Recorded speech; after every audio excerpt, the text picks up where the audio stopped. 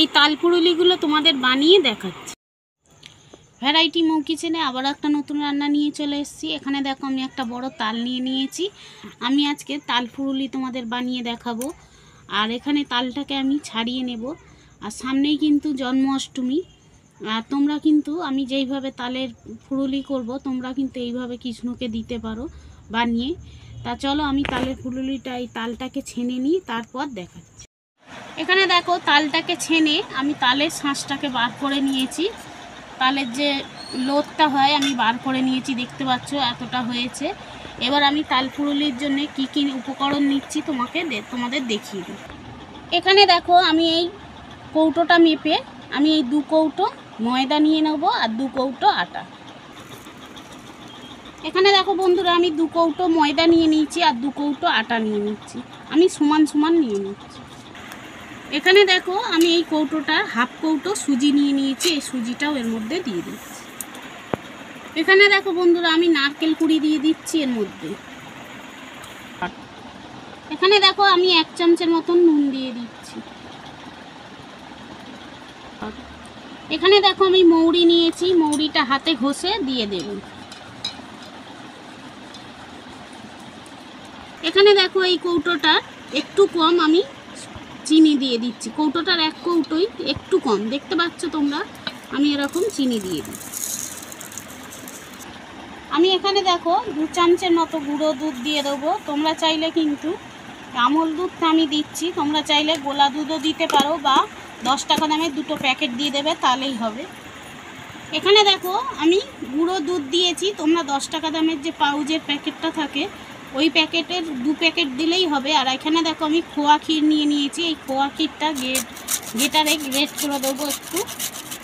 এখানে দেখো বন্ধুরা আমি সব উপকরণ দিয়ে দিয়েছি, আমি এটা হাত দিয়ে মিশিয়ে নিচ্ছি। আমি দেখো সব উপকরণগুলো ভালো করে মিশিয়ে নিয়েছি। এবার যে তালের লোদটা আছে আমি তালের লোদটা এতে অল্প অল্প করে দিয়ে দেবো বন্ধুরা। আর তালটা আমি কিভাবে ছেনেছি যদি দেখার ইচ্ছা হয় তাহলে অবশ্যই আমাকে কমেন্ট করে জানাবে, তাহলে তাল ছানার রেসিপিটা আমি ছাড়বো কিভাবে সহজভাবে ছানা যায় তালটা। তাল তো খেতে অনেকেই ভালোবাসে, কিন্তু ছানতে লোকে বিরক্ত হয়। কত তাড়াতাড়িভাবে তাল ছানা যায় তোমাদের যদি দেখার ইচ্ছা হয় অবশ্যই আমাকে কমেন্ট করে বলবে। আমি তাহলে তাল ছানার রেসিপিটা তাল যে ছানার সেটা আমি তোমাদের সাথে শেয়ার।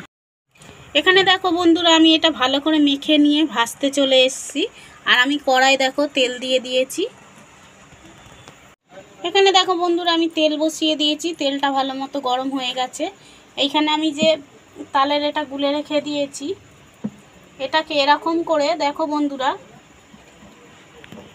এখানে দেখো বন্ধুরা আমি এরকম করে নিয়ে নেব, নিয়ে এরকম করে চেঁচে এই যে হাতে উঠছে এইরকমভাবে ছেড়ে দেব, দেখবে কি কত সুন্দর গোল গোল করে উঠবে।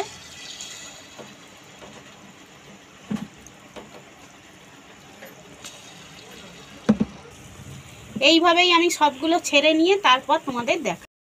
আমার দেখো তাল ফুরুলিগুলো লাল লাল করে ভাজা হয়ে গেছে, আমি তুলে নিচ্ছি। আর এইভাবেই সবগুলো ভেজে নিয়ে তারপর তোমাদের দেখ। এখানে দেখো বন্ধুরা আমি তাল ফুরুলিগুলো বানিয়ে নিয়ে চলে এসেছি। কেমন হয়েছে অবশ্যই কমেন্ট করে জানাবে। আর সামনেই কিন্তু জন্মাষ্টমী আছে, আমি যেভাবে বানালাম তোমরা কিন্তু এইভাবে জন্মাষ্টমীতে ঠাকুরকে দিতে পারো তাল ফুরুলি বানিয়ে। আর তোমরাও এরকম বাড়িতে বানিয়ে একবার খেয়ে দেখো। অন্য তাল ফুরুলি তো খেয়েছো, এইভাবে একবার বানিয়ে খেয়ে দেখতে পারো। তাল ফুরুলিগুলো কিন্তু খেতে দুর্দান্ত হয়। আর যদি এই ভিডিওটা একটুও ভালো লেগে থাকে তাহলে লাইক কমেন্ট শেয়ার সাবস্ক্রাইব করে দিও। তোমরা সকলে সুস্থ থাকবে, ভালো থাকবে। আবারও একটা নতুন ভিডিও নিয়ে চলে আসবো। আজকের মতো